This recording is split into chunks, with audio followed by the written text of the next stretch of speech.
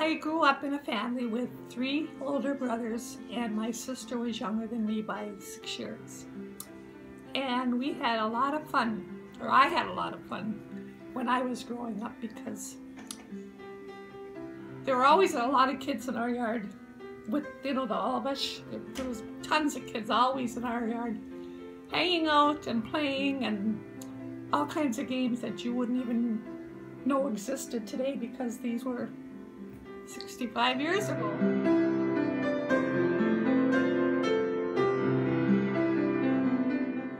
As far as friends, I had several friends. I grew up in Kearsarge, very small town. That's where the Hut is right now. Are you familiar with the Hut restaurant? That's the town I grew up in. Very small, but we all had fun. We all chummed out together. There were no kids that were more special than the other. We were all just a big group.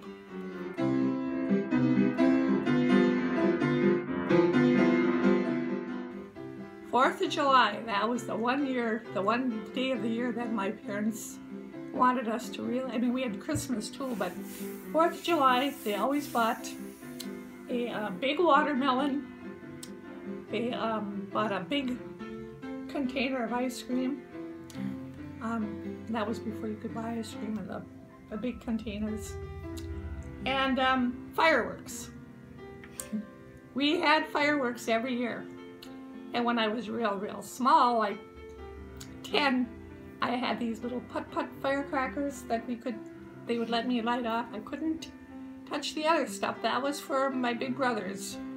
Eventually, though, I can remember one 4th of July, my 2 younger brothers, they were out in the backyard, and they put a pipe on each end of the yard, and they had a war with firecrackers. It was funny. And then, that was 4th of July. Christmas, we always had company over for dinner, and had nice presents and things.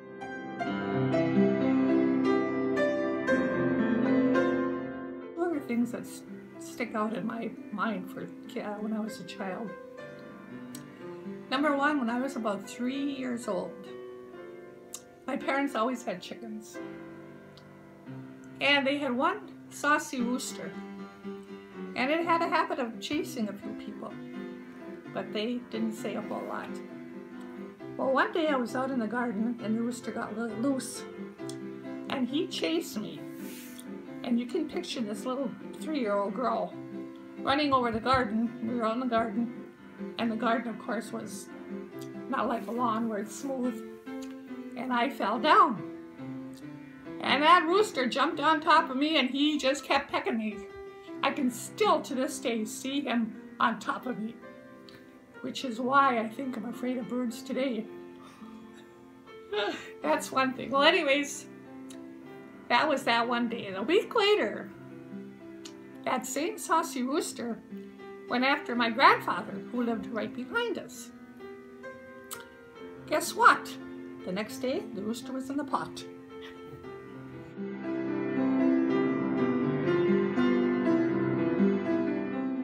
Another thing, underneath the back of our house, actually it was underneath the pantry of the house, 5-foot high space. Well, my brother Kenneth decided he was going to make a dog house for the doggies. Well, he did. You went in, and then you went into another room, then you went upstairs, and there was another room in the front, and then you went up a 3rd level, and it was the whole length of the whole doghouse. And we used to play in this doghouse as kids. And I think of it now, I think, my gosh, there had to have been spiders and lots of creepy crawly things that we did worked around them. And I stop and think today, if that was my child, if I had a child growing up today that was going to play in this type of a doghouse. It would be absolutely off limits. No way was that kid of mine gonna play in the doghouse. But we all had fun in it. That's about all I can say.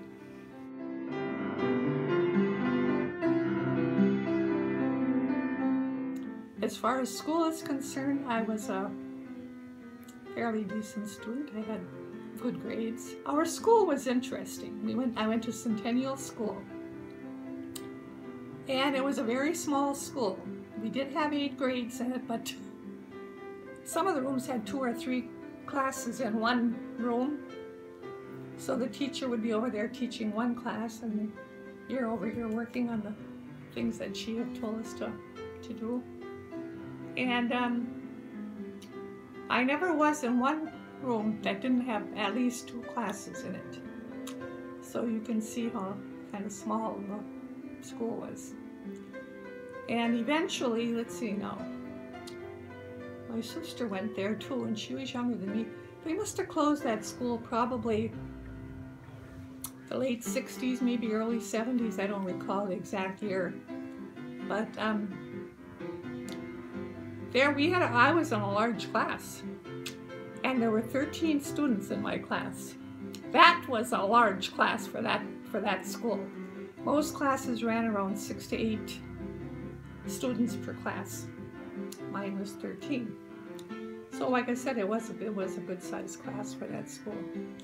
And then I went to Calumet High, graduated with 3 point some average, 3 point, I don't know, or whatever it was, I don't remember.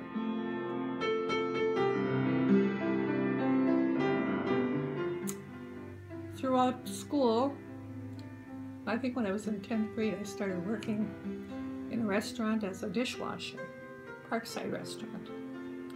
And then I graduated to waitressing. And I did that, and then I met my husband, and we got married, and that's about it as far as, and don't listen to him. I worked for a while at in an office called, what was it called?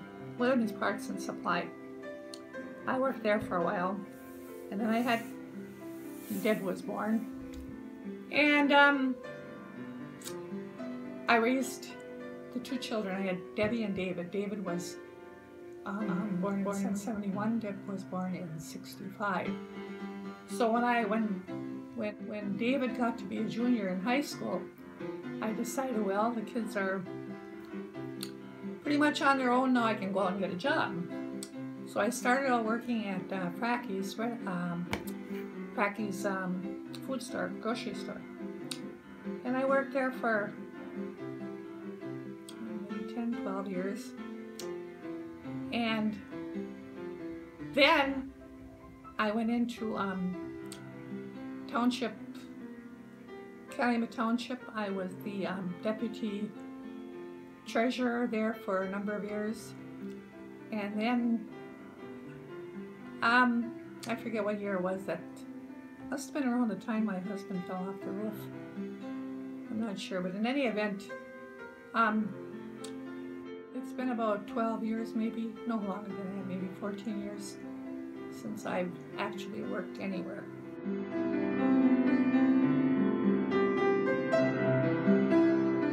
As far as free time, I don't have a whole lot of free time left because my husband's got a lot of problems, and I have to do a heck of a lot of things in the house.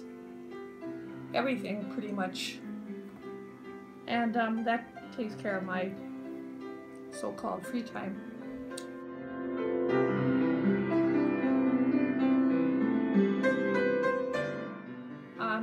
As far as hobbies, I collect some dolls. In fact, I have some downstairs. I should show you. And then I have a dollhouse there. One of the dolls that I have, well, I've got several antique ones, but the one that's interesting is a Green Bay Packer cheerleader doll. And Bill and the kids bought it for me many years ago. And on the arm, on one arm it said Reggie White. Of course, that's why it was expensive, because his autograph was on the arm. So they bought it for me, and I had it for a number of years.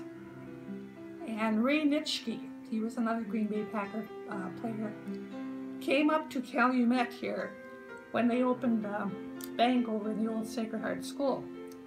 And I can't remember the name of the bank, but he went to, whenever they had a new bank that opened, he went and was their talker or whatever, host or whatever. So he came up here, and my husband said to me, Bill, said, why don't you bring your doll, your Packer doll up there and have him sign the other sleeve? I said, I don't think so. I said, that sounds like a, I said, doesn't sound good to me. Yeah, he said, why don't you do that?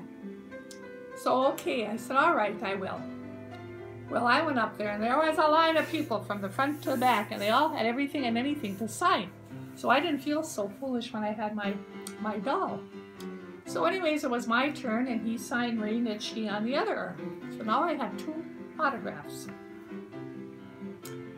About a month later, after this autograph, after Ray Nitschke wrote his autograph, he passed away. So now I have a doll with 2 autographs of Green Bay Packers, both of whom are now deceased. So I kind of value that doll a lot. And whenever the Packers play a football game, that doll comes out. I said, go for it, kiddo. And like I said, I do have some other dolls upstairs, some downstairs. That's pretty much my collection. I have a few specimens of rocks that I just started collecting this past, maybe summer, I think. I started collecting some nice specimens. What I like to do now is, other than cooking, I do enjoy cooking very much. I like to go out for coffee with some of my friends. We have a little coffee clutch at about 9:30 at Burger King every day. I do that, and go out for coffee with my husband. We go out to eat a lot. That's about it.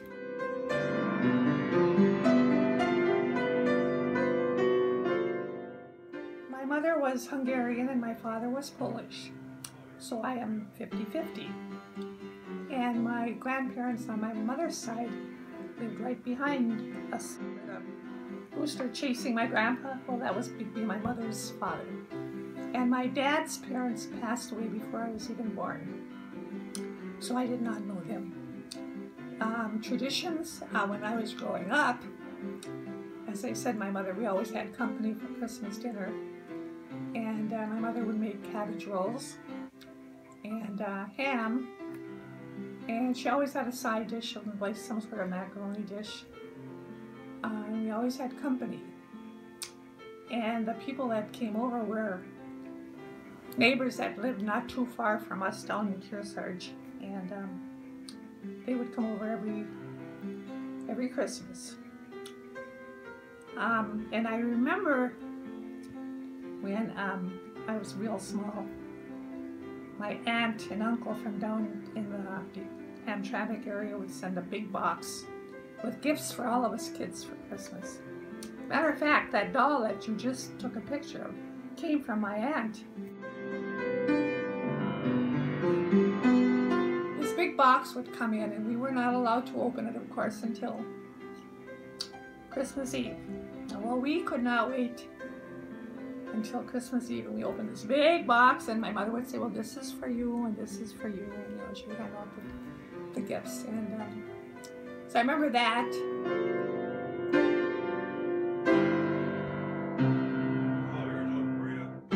I have 2 children, Deb and David.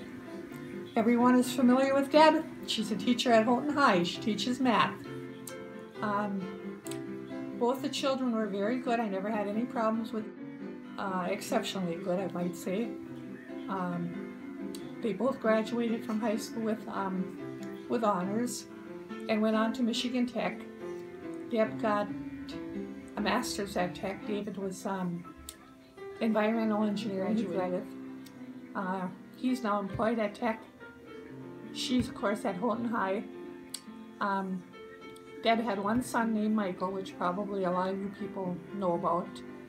He right now is at Ohio State University going for a doctorate in aerospace engineering. When the kids were growing up, anything that could go wrong with somebody, David got it.